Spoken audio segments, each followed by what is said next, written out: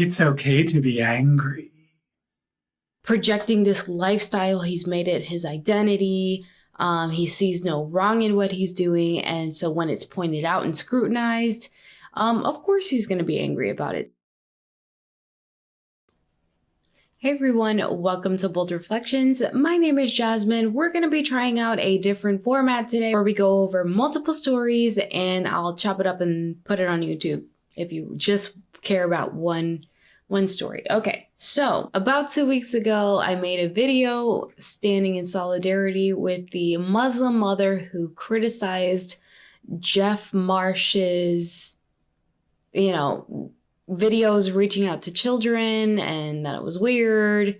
And then she ended up receiving hate about it. So I talked about that in a different video. I encourage you to check it out. It seemed like a lot of you saw it. So I thought I'd give a little bit of an update because Jeffrey Marsh responds. Let's take a look. It's okay to be angry. Anger is often your body, your mind, your soul's way of telling you that you are worth something, that other people are worth something, that justice counts for something. So no, don't be afraid. Don't be afraid to show your anger. All right. So lots of things to say about anger. Anger is not a sin in itself, right?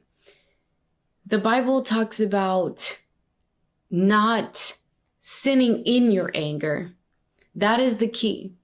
So do I think, him being angry is abnormal? No, of course not. He's projecting this lifestyle. He's made it his identity. He sees no wrong in what he's doing. And so when it's pointed out and scrutinized, of course he's going to be angry about it. So that's understandable. Do I think he's correct in his anger? No. I also think that the Bible is very clear about what kind of anger it approves of.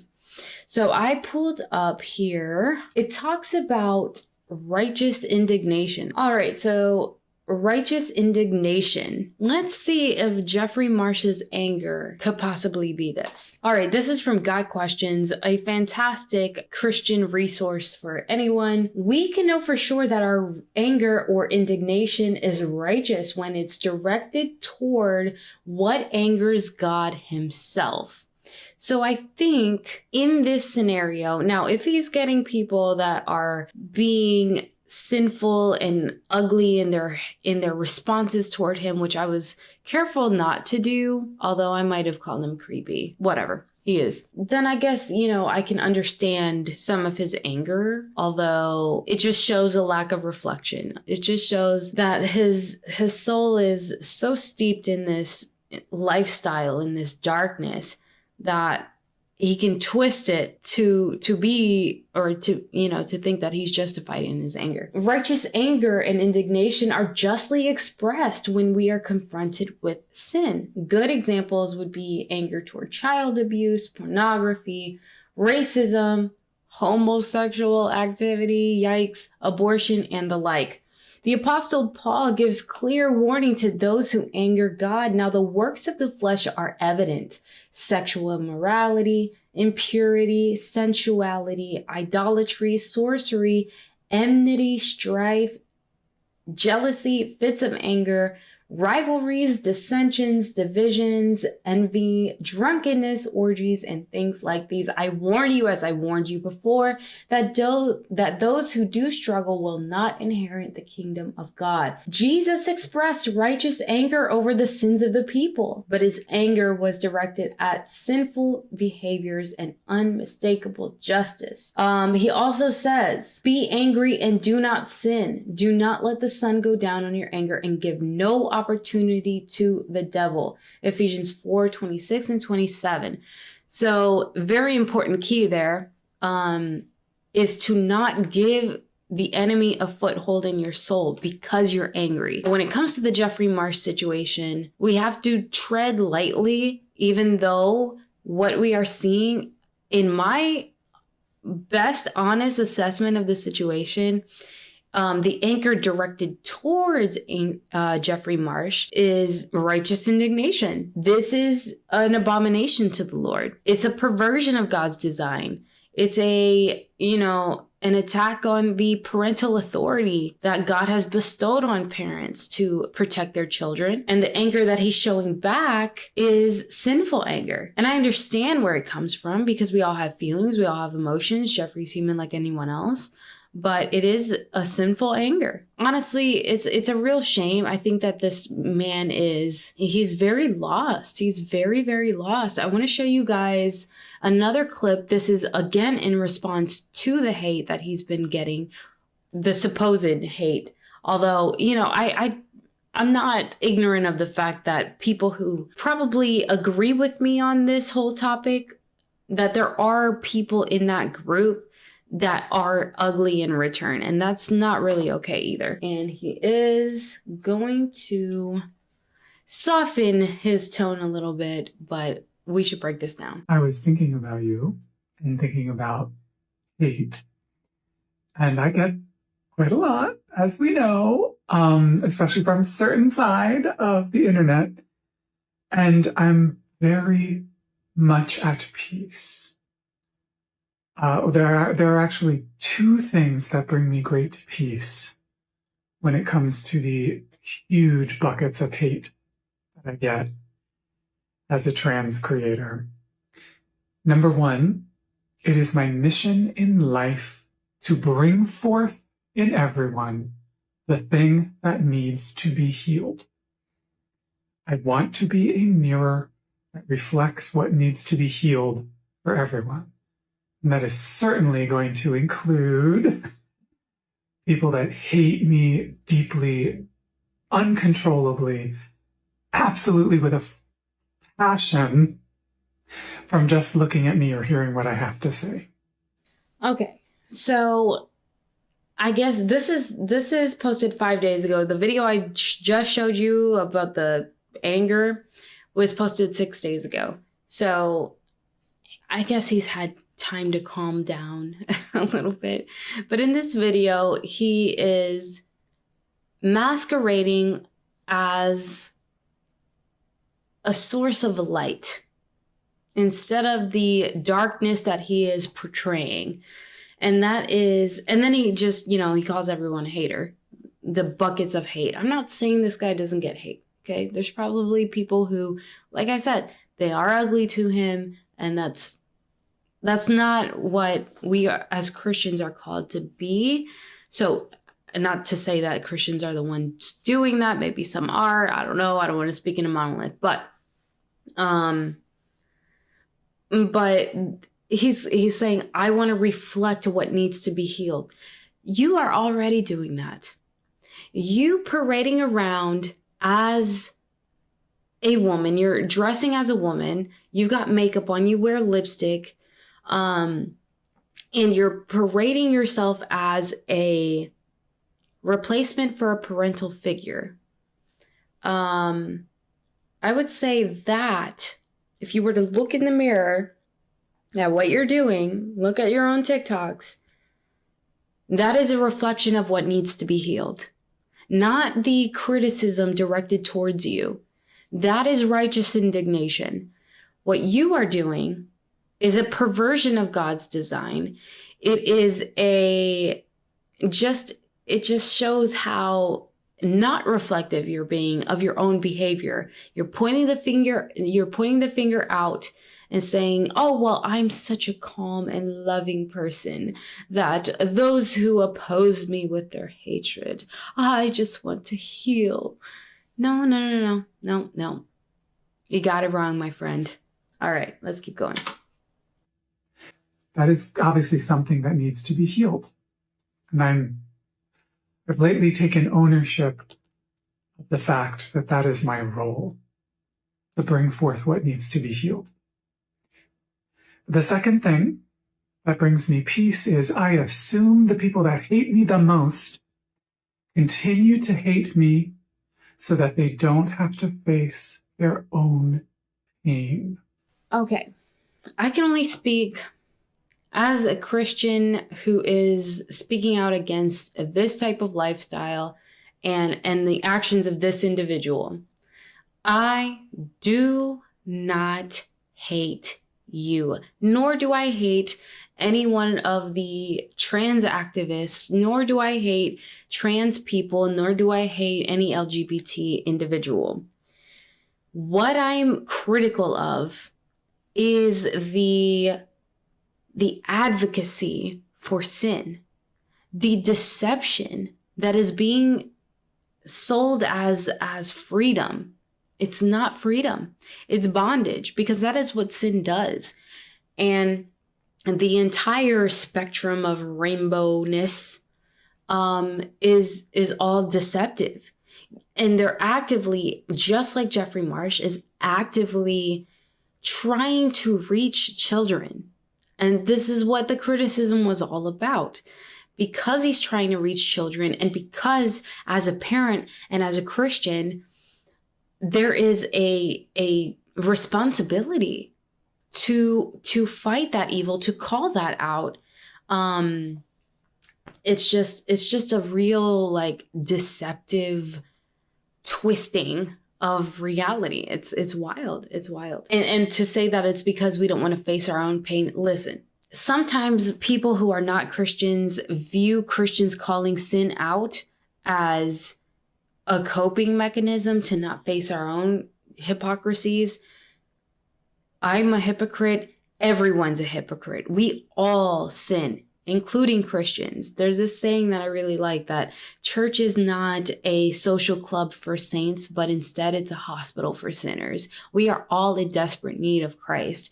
And this is why when darkness is being spewed out into the world in the form of colorful flags with all the different colors in them, and all of the different identities and spectrum of identities, supposed identities, as a Christian, I recognize that as evil. I recognize that as sin, because it's something that is perverting God's design. And so therefore, that is what it's really about. It's not about hating you. It's not about hating anybody who is living in sin, because guess what? We all are living in sin, and we all need Jesus. We all need a savior. So let's let Jeff finish this out. I've been there. I have hated people so that I wouldn't have to face my own pain. That brings me a whole lot of empathy, kindness, love for those folks. And of course, I love you. Thank you so much. I hope this helps if you get hate, if people come after you. Love you. He's very lost. That's all I can say about that. He's just very lost in life. And of course, I have one more video to show you that, yes, this man is very lost. Does this look like somebody who is living in mental stability? I just don't think so. Let me show you. If I can get the window pulled up, that would be fantastic. All right, here we go. And I'm going to mute it just because of copyright issues, but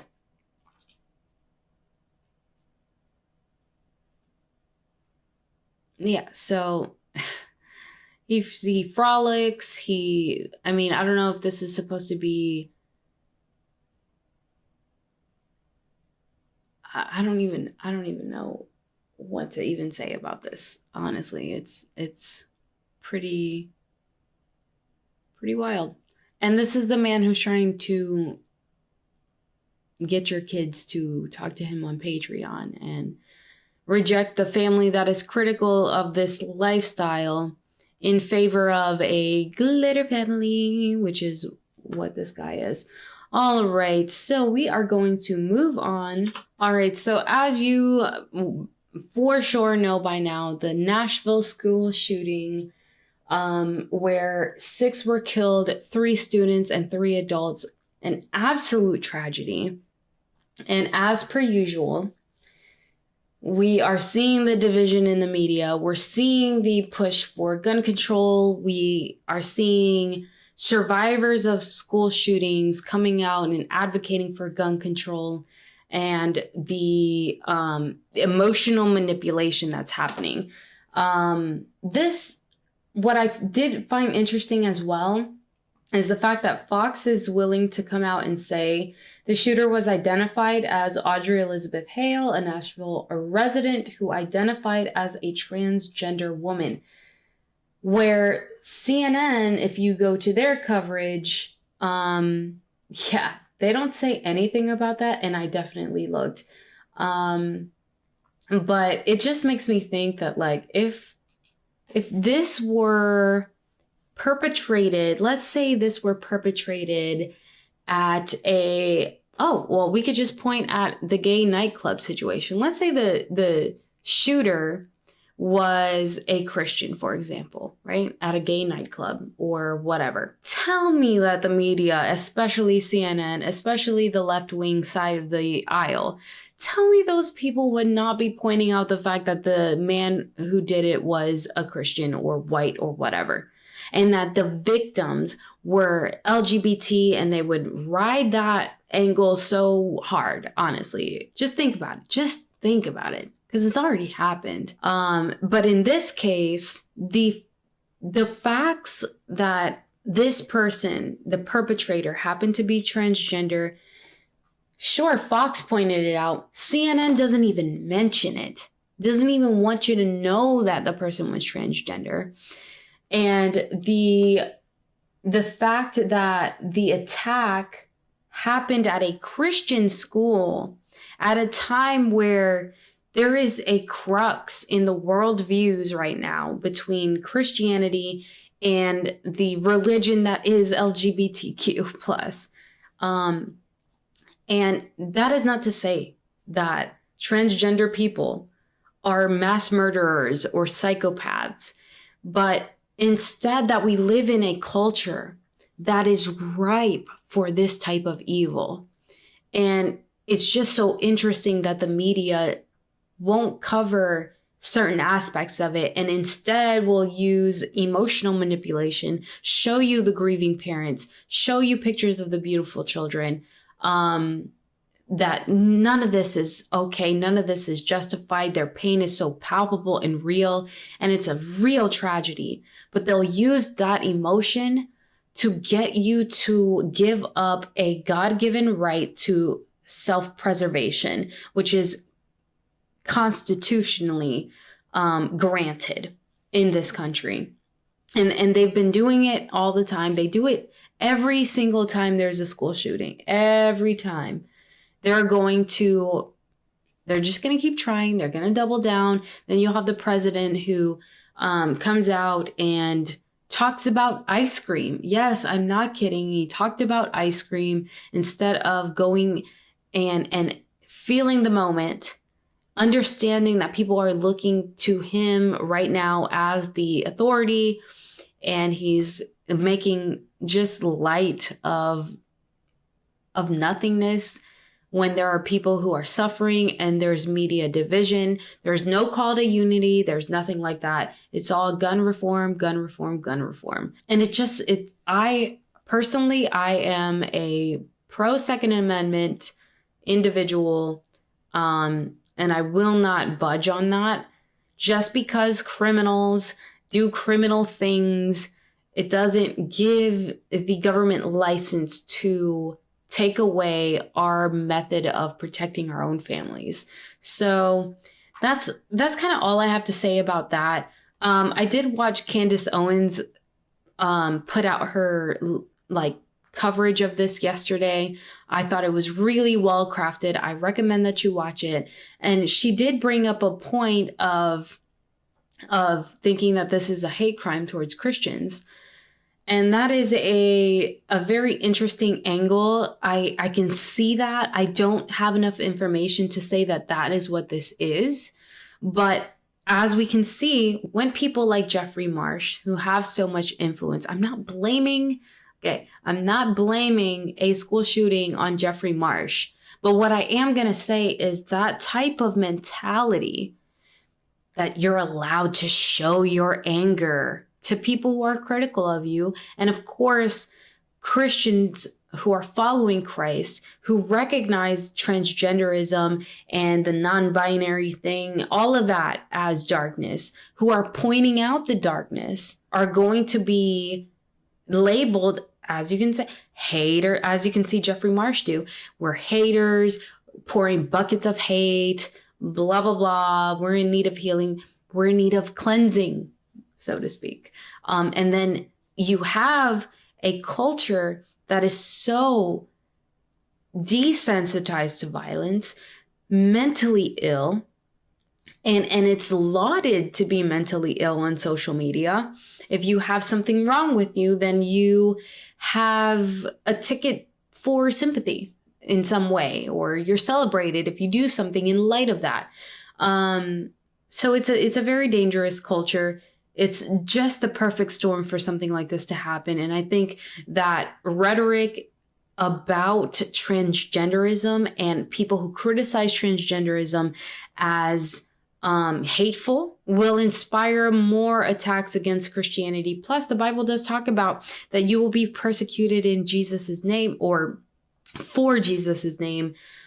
So buck up, guys. It's getting real out here. It's very, very scary. And I know that the left hates to hear thoughts and prayers, but if you follow Christ, if you recognize that prayer is the submission and the just the submission of ourselves to the Creator, and we're asking Him to be close to those who are mourning, that those prayers and thoughts and love is not in vain. And the solutions that are being offered by the left, gun reform, it's not going to help anyone. It's only going to make it easier for people to be victimized. Okay. So the last thing I wanted to talk about, guys, was Awaken with JP. If you are familiar with Awaken with JP's channel, he is a very funny creator. Awesome. I love his content. Hold on. Let me make sure that I'm good here. Okay. I love this guy's content. He is hilarious. He is very satirical, and it's just awesome to point out the hypocrisy of the left and wokeness. And he put out a video that is incredible, and I think it's worth you watching it. But essentially, he discusses how he used to be spiritual, like the New Age spirituality. And it was through the blatant evil and darkness that we are seeing the push for tyranny, the push for communism, all of the woke monster that's awakened in our culture, that kind of got him to realize that maybe there's something to good and evil and Satan and God. Very interesting stuff. Communists have their number one objective to disconnect people from God, where they ban religions. And of course, right now it's more like discouraging it, shaming it. But with full-on communism, they ban religion. Why is that? Because they don't want people having faith in a real higher power. So if you can get people to disconnect from God, if you get people to disconnect from the teachings of God and the ways of God, the belief in God, then those communists get to be your higher power. And honestly, they make a crappy higher power. They don't even make good fertilizer. That's not a good substitute for God. But for people who want to control you, which is what evil is, anytime someone tries to control you in a way that's not in your best interest, that's what I call evil. So for the force of evil, that is communism, wanting to control you, they realize people who have a faith in a real higher power, God, they're not controllable. So we have to become their higher power. We need them to depend on us, not depending on their faith in God, but that we need them to depend on us, need us, be obedient to us, or else communism just doesn't work. And even when that happens, it still doesn't work, but nonetheless. Now, there's a lot I don't know, but one thing I do know is when you have faith in God, you are not controllable. You're not. The fear-mongering, the fear of death that ultimately all fear-mongering points to, like, hey, the climate's changing, the climate's going to kill you. Hey, look at this disease. Look at the death toll on the bottom of CNN. All that fear-mongering really preys on the fear of death that people have. But here's the deal. When you believe in God, you also therefore believe in the afterlife. You believe in heaven. So you don't really fear death the way you fear death if you believe there is no God. Why? Because you're like, well, okay, if I die, which I don't want to, but if I do, okay, I'm in heaven. That's actually beautiful. So the brave, bold freedom statement of it's better to die on your feet than live on your knees becomes something that people of faith will live by. That's why communists, globalists, anyone who wants to control you purposely tries to disconnect you from God, because God's way is freedom. Evil constricts, God frees. God gives us free will. That's our expression of freedom. That's God's way. Communists don't like that. Globalists don't like that, because God's way makes you uncontrollable to them. And we Love that point so much. It just absolutely perfectly articulates the truth. God frees, evil restricts, or evil constricts. And when you believe in God, you are not controllable. So when we have seen in the past communist regimes rise up, one of the first things that they do is tear down Christianity, tear down religion, and persecute. Why? Because they want to be your God. And therefore, they can't have you worshiping God. You can't do that. No, because then you don't fear them. You don't fear what they can do because you have the protection of Christ. So, of course, they're going to go and try to destroy that and disconnect you from that. And they do it in lots of different ways. And in our modern time, it's kind of subtle. It's just, it's so interesting how the concept of like, it's better to die standing than live on your knees, and how he connects that to faith in God. Because, and I said this the other day, when I covered the Jeffrey Marsh story initially, Psalm 91. Psalm 91 is everything when it comes to, in the face of fear, if you abide in the shelter or in the shadow of the Almighty, you will be protected. You will have eternal life, and you don't have to fear the evil. You don't have to fear death.